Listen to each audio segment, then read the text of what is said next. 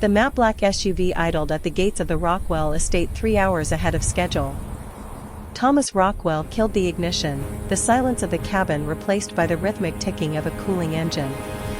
He sat for a moment, the intricate ink of the dragon tattoo on his neck hidden beneath the collar of his shirt, watching the security lights dance across the limestone facade of his home. Something was off. The second-floor study, his private sanctuary, was ablaze with light, though Elena had texted him an hour ago claiming she was already asleep with a migraine. Thomas stepped out into the biting air, his boots crunching softly on the gravel. As he approached the side entrance, a sound drifted through the vented window above, a sharp, melodic laugh. It wasn't the practiced, porcelain laugh Elena used at his side during board meetings. It was raw, breathless, and punctuated by the low, rumbling baritone of Julian, his own business partner. Thomas's jaw turned to granite. His fingers coiled around the cold steel of the weapon holstered at his small back. He pivoted toward the door, his vision tunneling into a red haze of promised violence. He didn't hear her approach. He only felt the sudden, firm pressure of a hand over his mouth and the heat of a body pressing against his back, anchoring him. "Don't move, Esther," please whispered directly into his ear, her voice a sharp blade of logic cutting through his rage. "If you go in there now, Thomas, you aren't a king, you're a target. And they've already pulled the trigger. Before we begin, click subscribe, like this video and tell me in the comments where you're watching from. Your support helps us bring more thrilling stories, and trust me, you won't want me to miss them. Now let's get into the story." Esther's grip on his wrist didn't waver as she guided Thomas away from the elevator, deeper into the parking garage's shadowed corners where the security cameras had convenient blind spots. She'd planned this, he realized. Every step, every angle. "How long?" His voice came out rough, barely controlled. 32 days. She released his hand and pulled out a tablet from her leather messenger bag, the screen casting blue light across her face. "I started documenting the week you left for Singapore. She got careless the moment your plane took off." Thomas watched as Esther's fingers swiped through folders organized with military precision, dates, times, locations. Each one a small detonation in his chest. December 3rd, Julian entering through the service entrance at 10:47 p.m. December 8th, Elena's burner phone records, calls made to an unlisted number in the Cayman Islands. December 15th, restaurant receipts from places Elena claimed never to visit, all charged to an account he didn't recognize. "She's been planning this longer than a month," Esther continued, her tone clinical, professional, even as her eyes betrayed something else, anger, or perhaps protectiveness. "The affair is just the surface. Look here." She pulled up a series of financial documents, complex wire transfers highlighted in red. "She's been siphoning funds through shell corporations. Small amounts, nothing you'd notice in your legitimate businesses, but over 2 years it adds up to nearly 40 million. Thomas felt the concrete wall cold against his back as he leaned into it. 40 million. 2 years. While he'd been building his empire, transitioning away from the bloodier aspects of his trade, Elena had been systematically dismantling it from within. "There's more." Esther's voice dropped lower, and for the first time, he heard the tremor beneath her composure. 3 days ago, I intercepted communications between Julian and a contact in the prosecutor's office. They're building a case, Thomas. Elena's been recording you, every private conversation, every business dealing. The plan is to have you arrested at the New Year's Eve gala. While you're in custody, Julian assumes control of the organization through the partnership agreement you signed. The partnership agreement.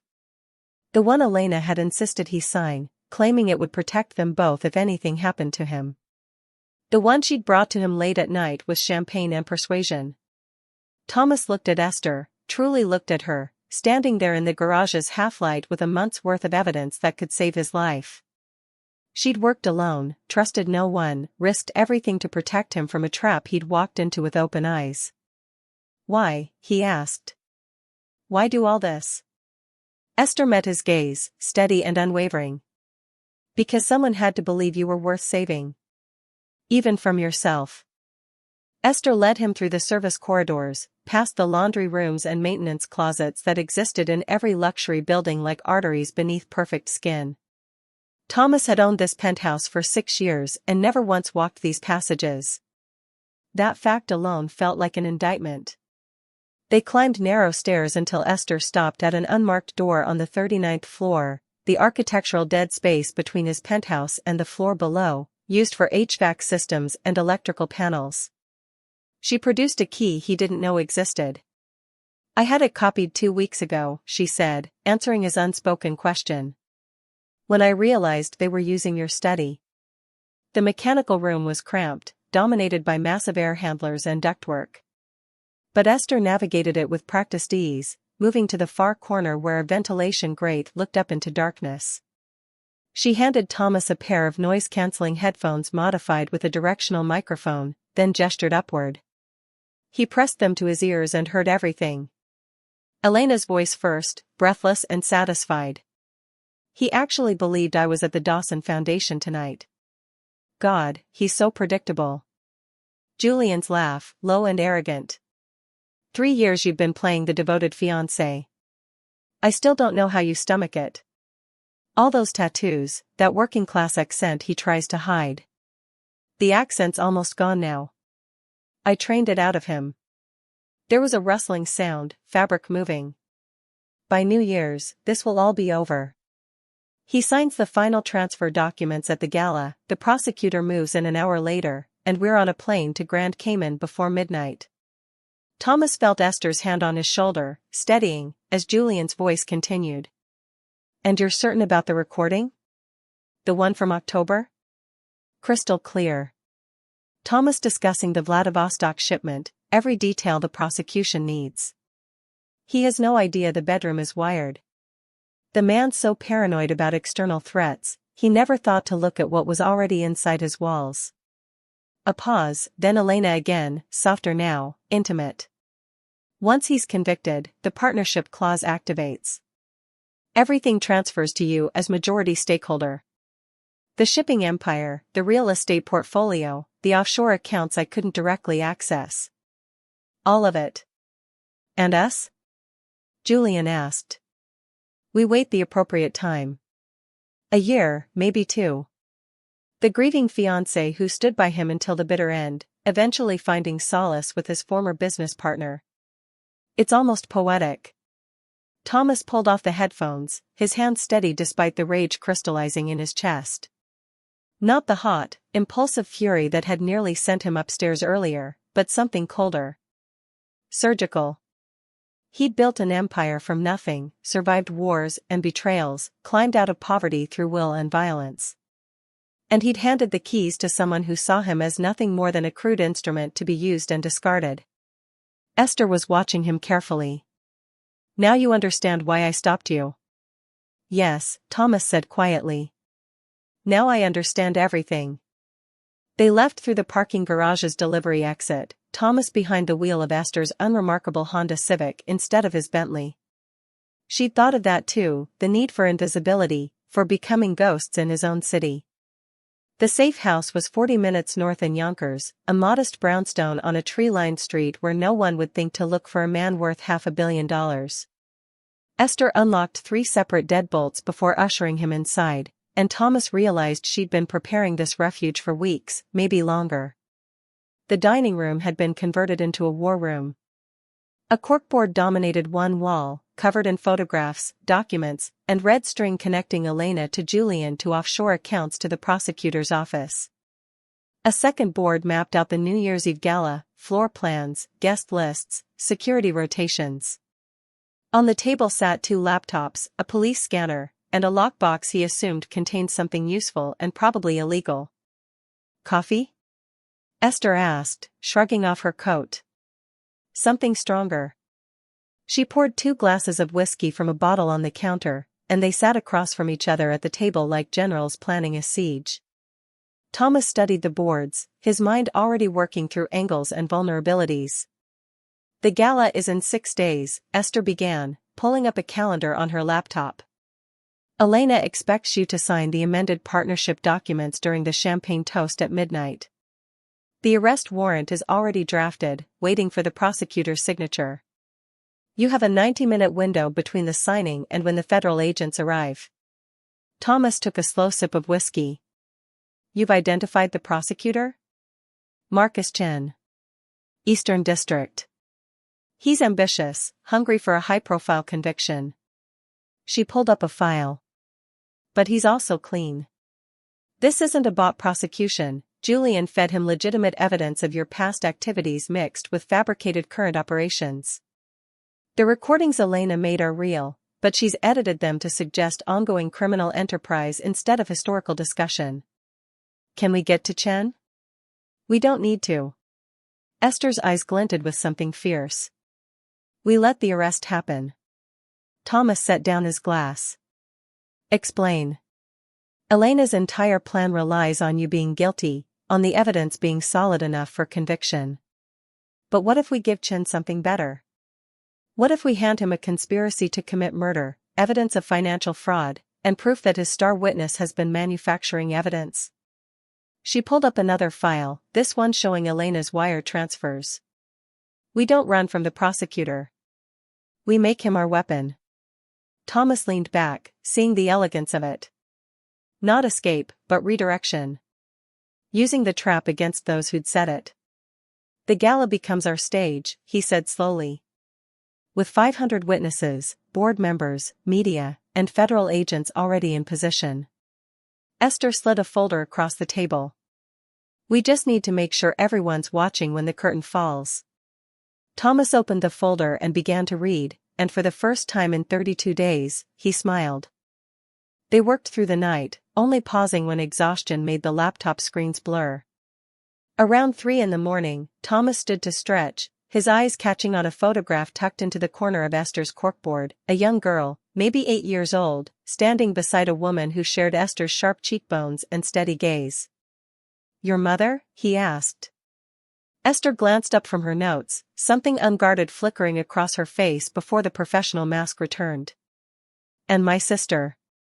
Taken 2 weeks before the accident.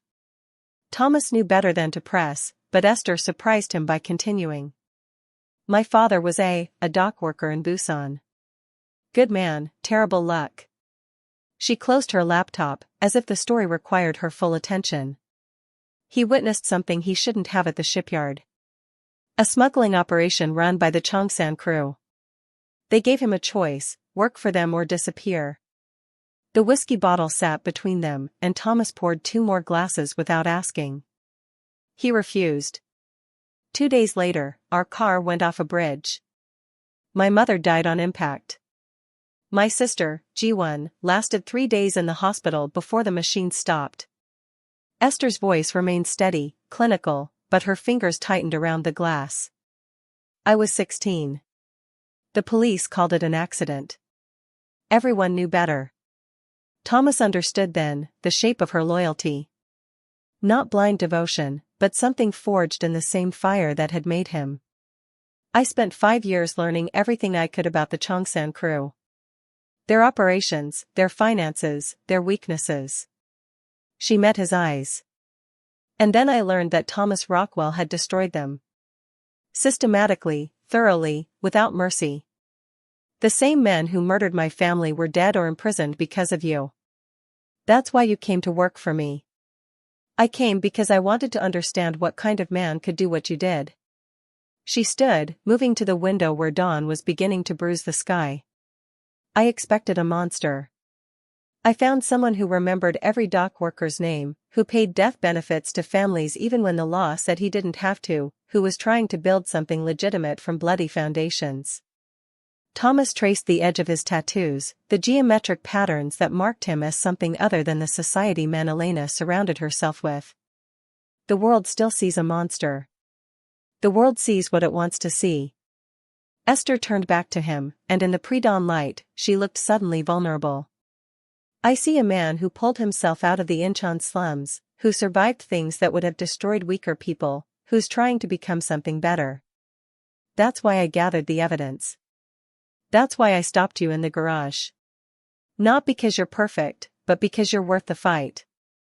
The silence stretched between them, heavy with things neither knew how to name. Finally, Thomas spoke. When this is over.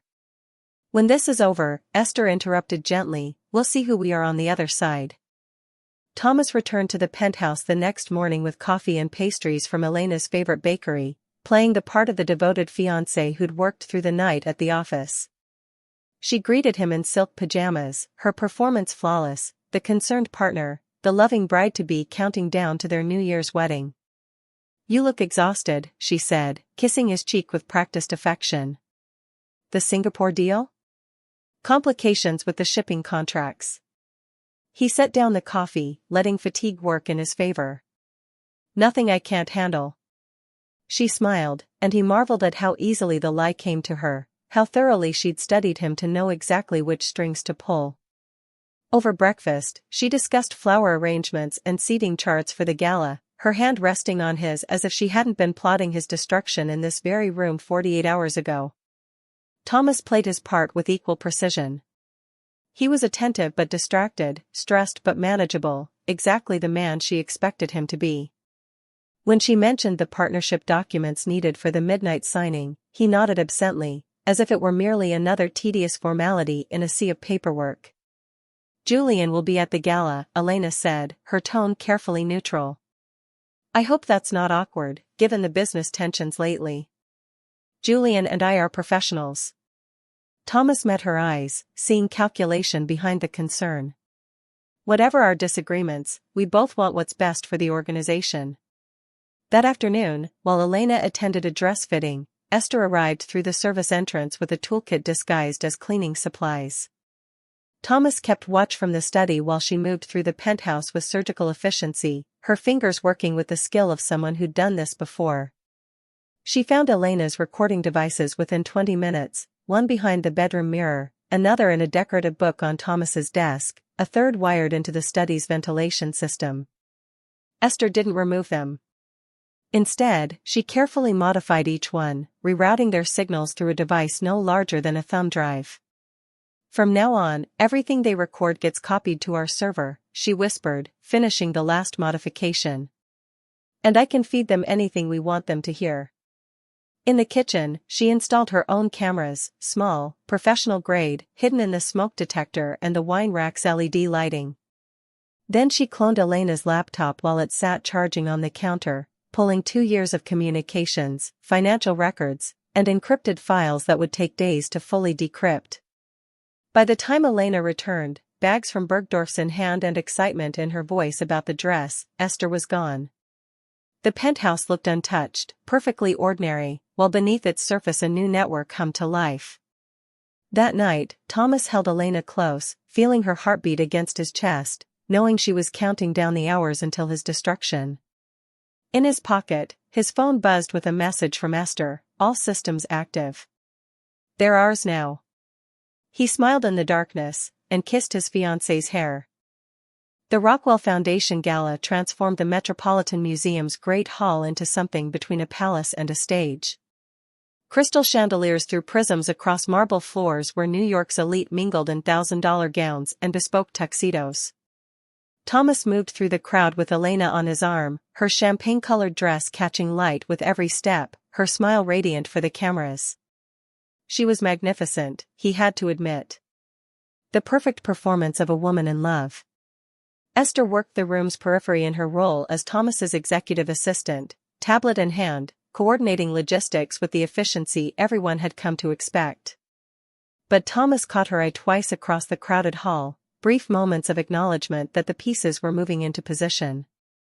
Julian arrived fashionably late, his silver suit and easy charm drawing attention as he greeted board members and investors. He shook Thomas's hand with the warmth of old friendship, nothing in his expression betraying the conspiracy between them. Elena's face revealed only polite pleasure at seeing her fiancé's business partner, though Thomas noticed how her eyes tracked Julian's movement through the room. At 11:30, the lights dimmed for the Foundation's annual presentation, a video showcasing the year's charitable work, hospitals built and scholarships funded. Thomas stood at the front table, Elena beside him, champagne flutes arranged for the midnight toast. The partnership documents sat in a leather portfolio, waiting for his signature. During the video's climax, as the audience's attention fixed on the screen, Thomas saw it. Elena's hand moving with practiced grace, reaching into her clutch and extracting something small. Her fingers hovered over his champagne glass, the motion so swift and natural it would have been invisible to anyone not watching for it. But Thomas was watching.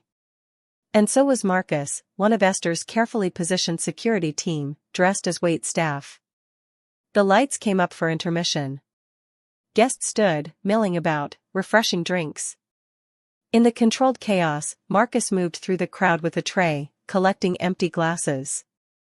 As he passed the head table, his hand swept across it in a motion rehearsed a dozen times, Elena's doctored champagne replacing Thomas's, her glass now sitting before him. Elena excused herself to the powder room, and Thomas saw Julian intercept her near the hallway, their heads close together. When she returned, her smile was relaxed, confident. Everything was proceeding according to plan. At 11:55, the master of ceremonies called everyone to attention for the midnight toast. Thomas stood, lifting what Elena believed was his sedative-laced champagne. Around them, 500 guests raised their glasses, the partnership documents ready for signing, federal agents positioned at the exits waiting for their signal. Elena's hand found his, squeezing gently, her eyes shining with what anyone else would mistake for love. "To new beginnings," she said softly. Thomas smiled. "To truth," he replied, and set down the glass untouched. It was time for the grand unveiling. Thomas stepped to the microphone as the clock struck midnight, champagne bubbles rising in 500 glasses. The orchestra held its final note, waiting for his signal to resume. Elena stood beside him, radiant in the spotlight, her hand resting possessively on his arm. "Before we sign these partnership documents," Thomas began, his voice carrying through the sound system, "I want to share something with all of you.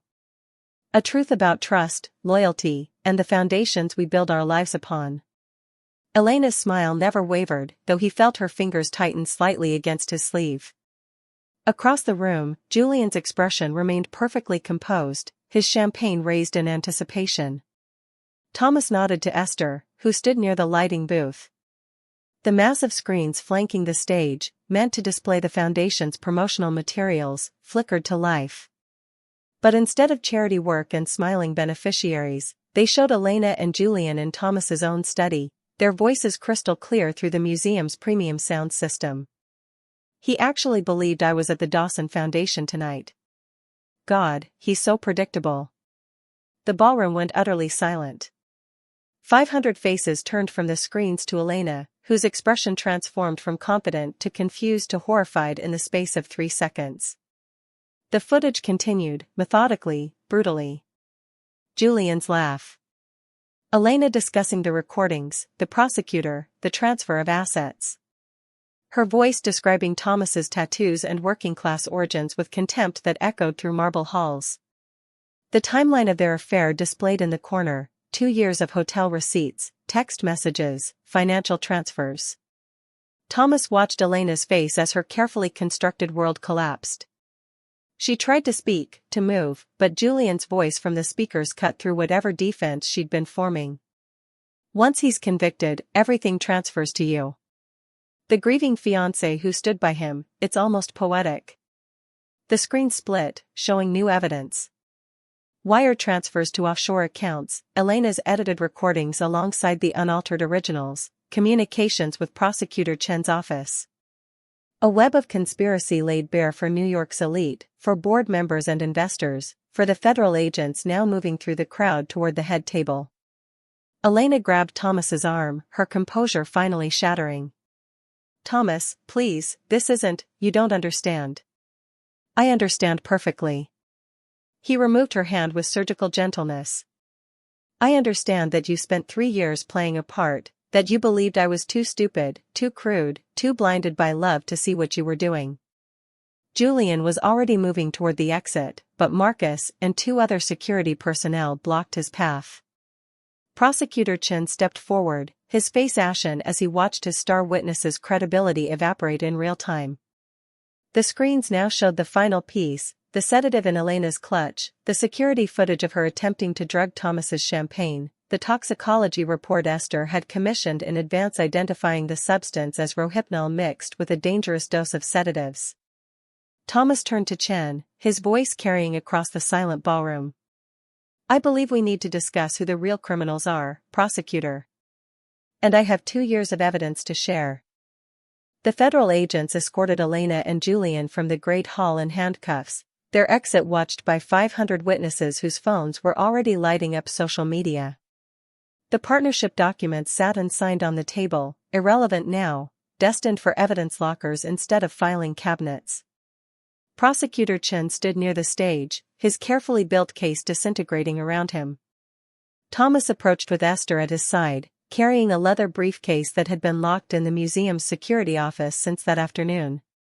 Mr. Rockwell, Chen began, his voice tight with barely controlled anger and embarrassment. I need to understand the full scope of what just happened here. You will. Thomas gestured to a private room off the main hall. But not here. This conversation requires discretion. They moved to the museum's administrative offices, Thomas, Esther, Chen, and Detective Sarah Shin from the NYPD's Organized Crime Unit, who had been working the periphery of Thomas's operations for 3 years. Shin had been in the ballroom as a guest, her presence arranged by Esther weeks ago for precisely this moment. Thomas set the briefcase on the conference table and opened it. Inside sat 4 USB drives, 3 bound ledgers, and a stack of documents 2 inches thick. Everything, he said simply. Every operation I've run for the past 12 years. The legitimate businesses are clean, but the foundations they were built on, the smuggling routes, the money laundering networks, the protection rackets I inherited from the Chongsan crew, it's all documented here. Chen stared at the briefcase as if it contained a live grenade. You're confessing? I'm providing evidence in exchange for immunity and cooperation agreements. Thomas pulled out a folder prepared by Esther's attorney. Not for myself, I'll accept whatever consequences come from my past actions. But for my employees, the dock workers and drivers and logistics coordinators who were just trying to feed their families. They get immunity. Full protection. Detective Shin picked up one of the ledgers, flipping through pages of meticulous records. This implicates dozens of people. Port authorities, customs officials, shipping executives. 63 individuals across 4 countries, Esther said, pulling up a spreadsheet on her tablet. We've organized the evidence by jurisdiction and severity. The corruption runs deeper than anyone suspected, but the people doing the actual work, the laborers, the hourly employees, they're victims, not conspirators. Chen sat down heavily. Why now? Why hand all this over when you could have simply exposed your fiancée and walked away? Thomas thought of his father, dead at 42 from lung disease contracted in a Busan shipyard. Of Esther's family, destroyed by the same men he'd eventually destroyed. Of all the families caught in the machinery of organizations like the one he'd built. Because I'm tired of being afraid, he said quietly. Afraid someone will uncover the past. Afraid the violence will find me again. Afraid I'll wake up and realize I've become the same kind of monster that killed Esther's family. He met Chen's eyes. Elena was right about one thing, I've been trying to go legitimate, to build something clean. But you can't build anything solid on a foundation of lies. Shin closed the ledger. If we pursue this, the investigation will take years. Your name will be all over the news, your reputation destroyed beyond repair. My reputation was built on fear and blood. I'd rather be known as the man who told the truth. Thomas straightened his tie, feeling the weight of his tattoos beneath the expensive fabric. I have resources, legal resources, financial resources. I'll cooperate fully. But in exchange, my people walk. The ones who didn't have choices. Chen and Shin exchanged glances, the kind of silent communication that came from years of working together. Finally, Chen nodded. We'll need everything, he said.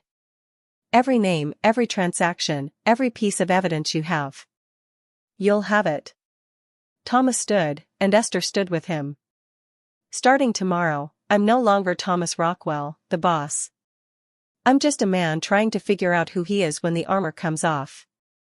As they left the museum, dawn was breaking over Fifth Avenue, painting the city in shades of gold and possibility. The Lagos heat wrapped around them like a living thing as Thomas Rockwell, no longer the boss, simply Thomas now, stood beside Esther watching the final preparations for the hospital's opening ceremony. The building rose 6 stories against the blue Nigerian sky, its clean white lines and solar panels a statement of modern efficiency in a neighborhood that had seen too little investment for too long. 5 years had transformed everything. Elena was serving 12 years in a federal facility for conspiracy to commit murder, fraud, and evidence tampering. Julian had turned state's evidence and disappeared into witness protection, his empire dissolved and redistributed.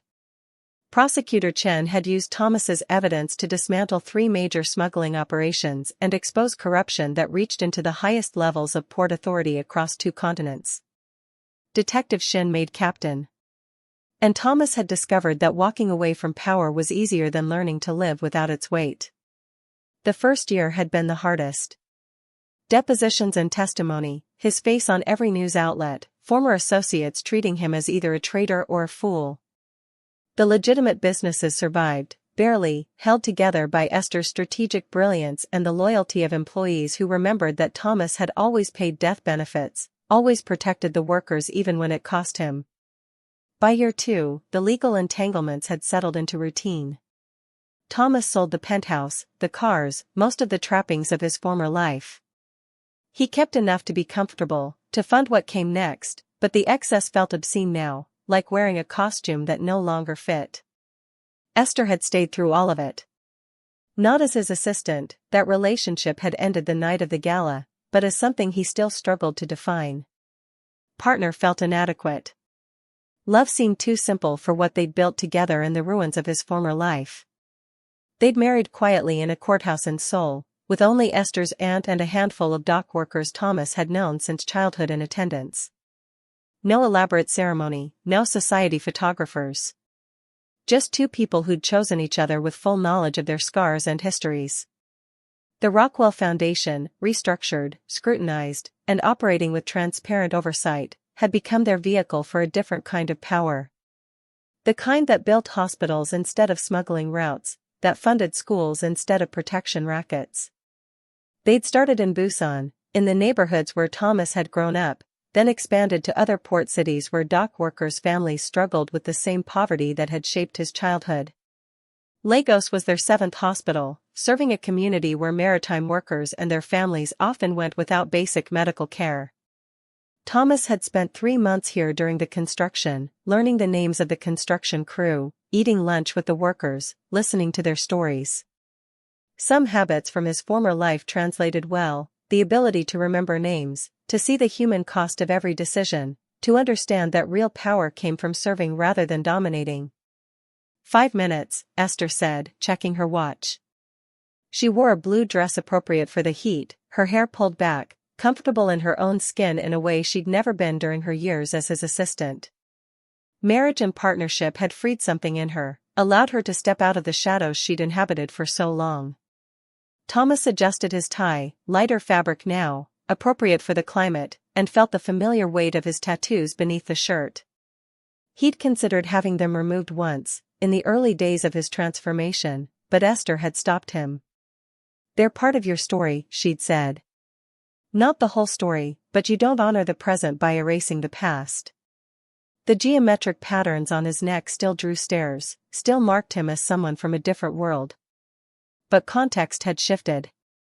Now when people asked about them, he told the truth, reminders of where he'd come from, of choices he couldn't unmake, of a man he'd been and had worked hard to stop being. The crowd gathered in the hospital's courtyard, community leaders, healthcare workers, families who would benefit from the facility. Thomas saw children playing near the entrance, their laughter carrying across the space, and thought of all the children who might survive now because they had access to emergency care, to vaccinations, to basic medicine. This was power too. Quieter, slower, harder to measure. But real. Esther took his hand as they walked toward the podium, her fingers threading through his with familiar ease. "Ready?" Thomas looked at the hospital, at the people gathering, at the woman beside him who'd saved his life by stopping him from destroying it. He thought of his father, of Esther's family, of all the people crushed by systems that valued profit over humanity. "Ready," he said. As he stepped to the microphone to speak, Thomas Rockwell, former dockworker's son, former criminal, former boss, understood that redemption wasn't a destination but a practice. Every day, you chose who you wanted to be. Every day, you built something or tore something down. Today, and for the rest of his days, he would choose to build. The children's laughter rose again in the background as he began to speak, and for the first time in his life, Thomas felt something he'd never expected to find: peace. Thanks for watching. Please like, comment and subscribe for more.